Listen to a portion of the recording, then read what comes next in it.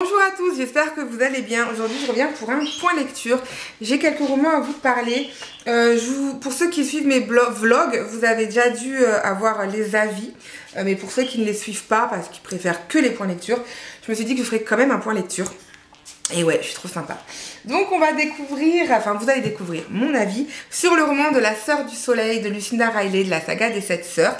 C'est le tome 6, donc celui-là, pour la petite histoire, en fait j'ai reçu un mail des éditions, de Amazon pour me dire que vu que j'étais abonnée à Amazon Prime, vu que mon mari regarde le foot sur Amazon, j'ai le droit de découvrir Audible avec 2 mois gratuits et 2 crédits à l'entrée, donc et un troisième le deuxième mois, pour découvrir des romans. Donc je me suis dit, allez, on va y aller. Et donc avec mon premier crédit, je me suis pris La Sœur du Soleil, vu que c'est quand même une sacrée bricasse, pour découvrir les livres audio et sortir ce roman de ma palle. Et j'ai super bien fait parce qu'il est juste énorme ce roman, mais il est excellent comme tous les Lucinda Riley. Pour l'instant, j'ai jamais été déçue. Cette fois-ci, nous faisons la connaissance de Electra, qui est une jeune fille assez sympathique, mais tout en étant un peu difficile. C'est vrai que j'ai eu beaucoup de mal à m'attacher à elle au début parce que je la trouvais très hautaine. Je savais très bien que l'autrice voulait en fait qu'on ressente ça pour elle. Je savais également qu'à la fin du roman, j'allais apprécier ma lecture, même si... Enfin, que j'allais apprécier le personnage plutôt. Et c'est vrai que je l'ai beaucoup apprécié. J'ai trouvé que c'était une combattante, une personne forte. Mais j'ai pas réussi à m'attacher autant que les autres sœurs. Mais ça reste quand même, voilà, une personne que j'ai appréciée, enfin un personnage que j'ai apprécié. On part dans ce roman au Kenya, où on fait la découverte du Kenya dans les années 1930, 40, je ne sais plus exactement. Où voilà, la chasse était légale et où il y avait encore un peu d'esclavage. Et c'était impressionnant en fait de retomber là-dedans, mais c'est aussi... Voilà, il y avait des faits historiques qui étaient réels et c'était... voilà, moi j'ai trouvé ça intéressant d'en apprendre un peu plus. On part aussi à New York et on fait aussi la connaissance d'une jeune femme, Cécilia je crois. Cécilia j'ai envie de dire, mais je ne suis plus sûre que ce soit exactement ça, c'est pas écrit. Qui est une jeune fille qui va partir vivre au Kenya. Et clairement, ça, j'ai adoré cette jeune femme, je me suis attachée à elle énormément. Et en fait, ben forcément... J'avais envie de savoir ce qui se passait, quel était le lien entre cette personne et Electra. Et la femme a clairement laissé bouche bée, je ne m'attendais pas du tout à ça. Et je suis super contente d'avoir découvert ce roman.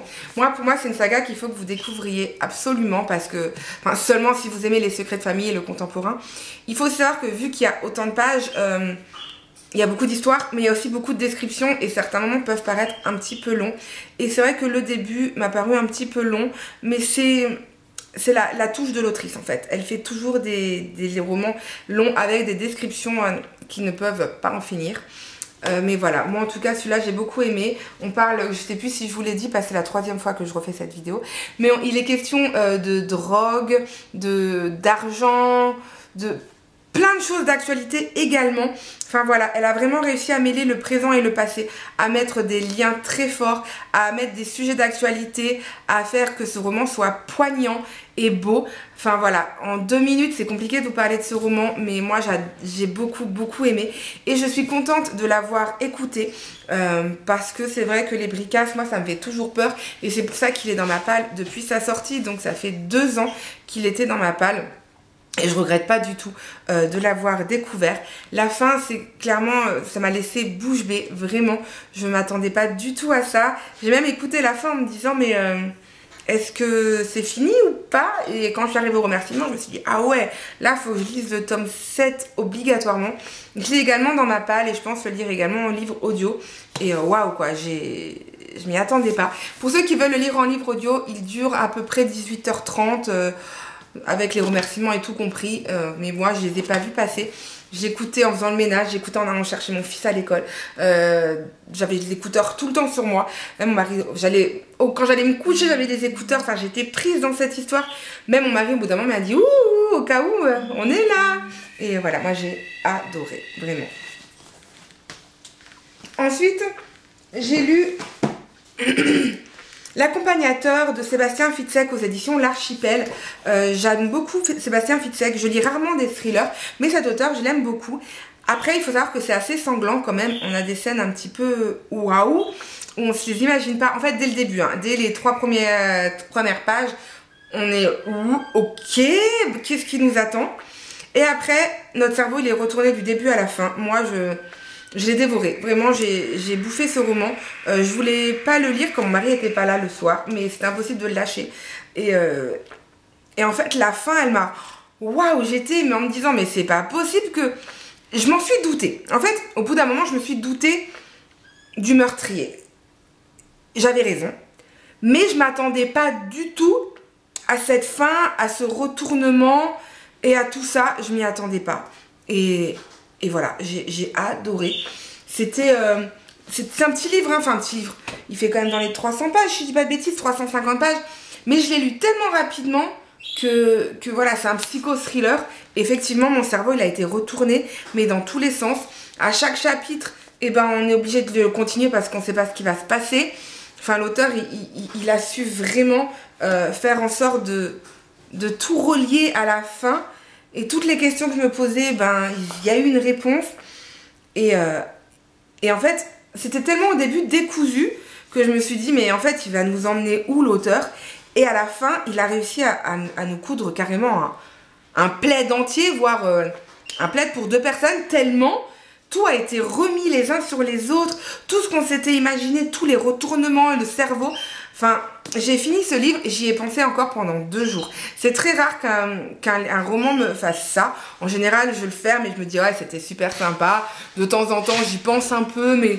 Voilà, je pense au personnage parce que, comme la sœur du soleil, je me suis vachement attachée à Cécilia, je crois que c'était son nom, et donc ben, je me suis dit, bon ben ouais, j'y pensais de temps en temps en me disant, ouais, elle a vécu ça et tout, alors que voilà, c'est moi, hein.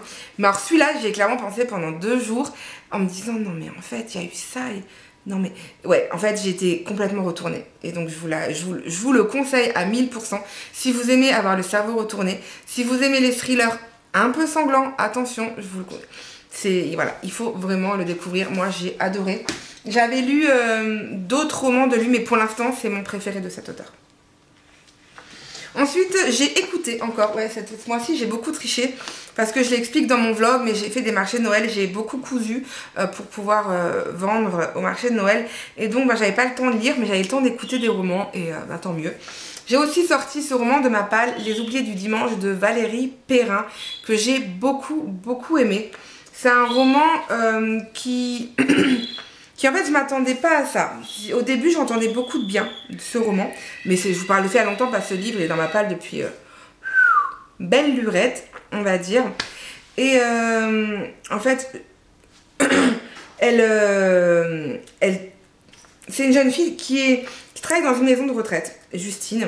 Je suis en train de me remémorer parce que j'étais en train de me demander est-ce que je suis en train de confondre avec un autre roman, mais non, c'est bien ça.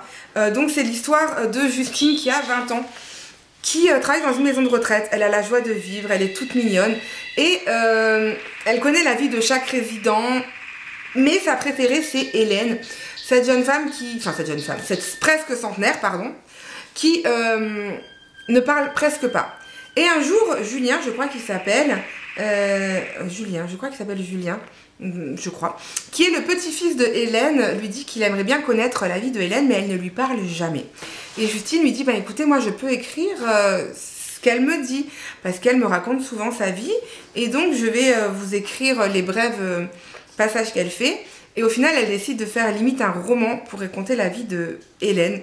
Et là, on part dans les années 1933 exactement, où Hélène va rencontrer Lucien, qui va devenir son amour. Elle va tout nous raconter et ça va être magnifique. On va suivre Hélène à travers la guerre, la Seconde Guerre mondiale, le moment où son mari Lucien va être déporté, sa vie elle au café parce qu'ils tenaient tous les deux un café, Lucien qui ne revient pas, Lucien qui ne revient toujours pas des années après. Je peux pas vous en dire plus parce que je vais pas vous spoiler, mais c'était tellement beau, c'était tellement émouvant, c'était tellement touchant. Rien qu'encore d'y parler, là, j'ai les frissons, j'ai envie de faire un gros câlin en fait au livre et aux personnages auxquels je m'étais tellement attachée. Je suis même encore à la limite émue parce que moi j'ai adoré ce roman. Ok, peut-être c'est parce que je l'ai lu et pas écouté, mais je pense pas que ça change grand chose. Le récit est le même, l'histoire est le même, et c'était beau.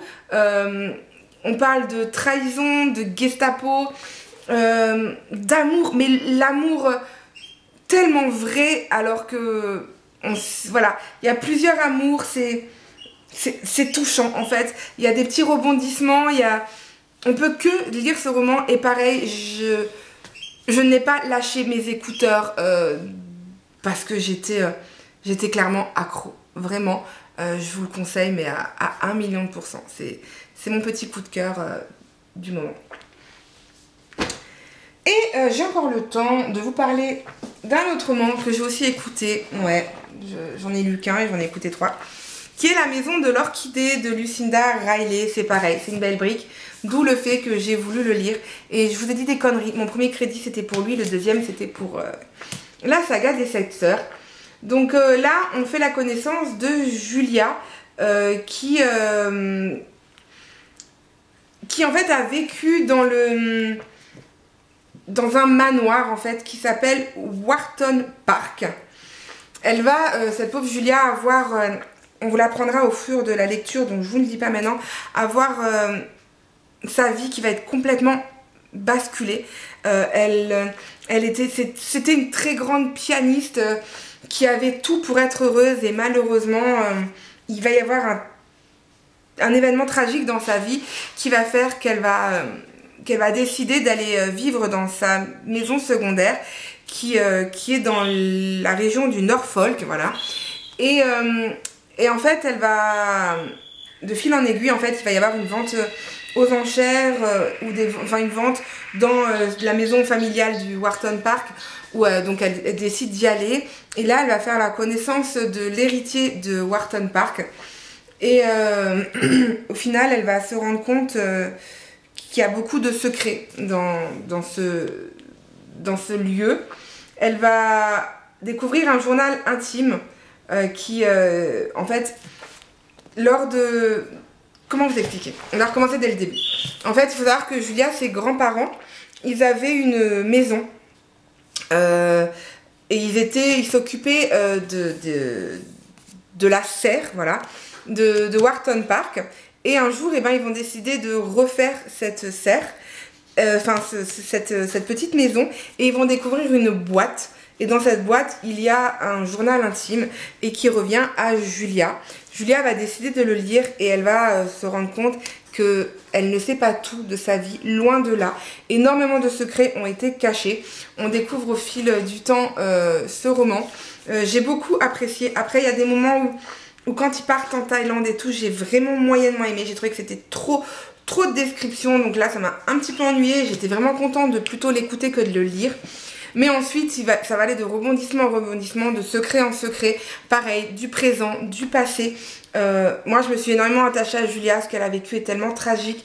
Moi, c'est ma plus grande peur au monde. Et chaque fois que je lis un roman avec ça, ben, ça me chamboule encore plus. Et ça fait que je m'attache encore plus au personnage. L'histoire est belle. On va découvrir pourquoi on appelle ça la maison des orchidées. L'histoire est tellement touchante. On parle d'amour aussi. Et en fait, au début, c'est bizarre parce qu'on fait la connaissance d'un personnage dans les années 40 où je me suis attachée à elle, je l'ai adorée. Ensuite, on part en Thaïlande et en fait, je vais détester une personne en Thaïlande. Puis au final, après, je vais détester le personnage que j'ai adoré dans les années 40. Enfin, en fait, il y a tellement de rebondissements que même moi, je ne savais plus qui aimer, qui apprécier. Parce que chacun avait leurs défauts. Des fois, j'aimais ça, des fois, je les détestais. Et c'était beau à la fin, j'ai même failli pleurer, c'est rare dans les romans. Mais voilà, je ne regrette absolument pas de l'avoir lu et je vous conseille, mais pareil, à 1000 % de l'avoir lu. C'est mes 2 petits coups de cœur du moment. Moi, je suis super contente de les avoir découverts, d'avoir laissé une chance au livre audio également, parce que sinon, je ne les aurais pas lus. Celui-là, il est dans ma pile à lire depuis facile 3 ans. Celui-là, depuis sa sortie, et je ne sais pas exactement quand est-ce qu'il est sorti, mais ça doit faire facile plus d'1 an. Il est sorti en... c'est pas écrit, je ne sais pas. ou début de cette année peut-être. Mais voilà, je suis super contente de l'avoir lu, enfin de l'avoir écouté et de l'avoir surtout découvert. Pour moi, c'est clairement un petit coup de cœur et je vous les conseille. Donc voilà, je suis vraiment désolée d'avoir un peu baragouiné, mais ça fait tellement longtemps que j'avais lu ces romans ou écouté. Et vu que les Lucinda Riley se ressemblent, je ne savais plus où était qui. Et c'est vrai que j'ai lu 3 livres avec des secrets de famille et où on partait dans le passé. Donc je m'étais un tout petit peu mélangé les pinceaux. Mais au final, tout ce que je vous ai raconté, c'est bien clair. Enfin, je l'espère pour vous. Je m'excuse parce que c'est vrai que je trouve que ce point lecture est un peu brouillon, mais bon. N'hésitez pas à me mettre en commentaire si vous avez lu ou aimé un de ces romans, si je vous ai donné de lire un de ces romans. Comme d'habitude, vous commentez, vous likez, ça me fait toujours super plaisir. Je vous réponds peut-être pas forcément dans la seconde, mais j'essaye de vous répondre rapidement. Là, les créations pour mon marché de Noël sont finies. Il me reste juste encore 2-3 pochettes à faire, donc ça sera vite fini. Je reviens en force partout sur les réseaux. Donc voilà, n'hésitez pas à me suivre partout également. Sur ce, je vous fais de gros bisous. Je vous souhaite une bonne journée, une bonne nuit, tout ce que vous voulez. Et je vous dis à bientôt. Bye!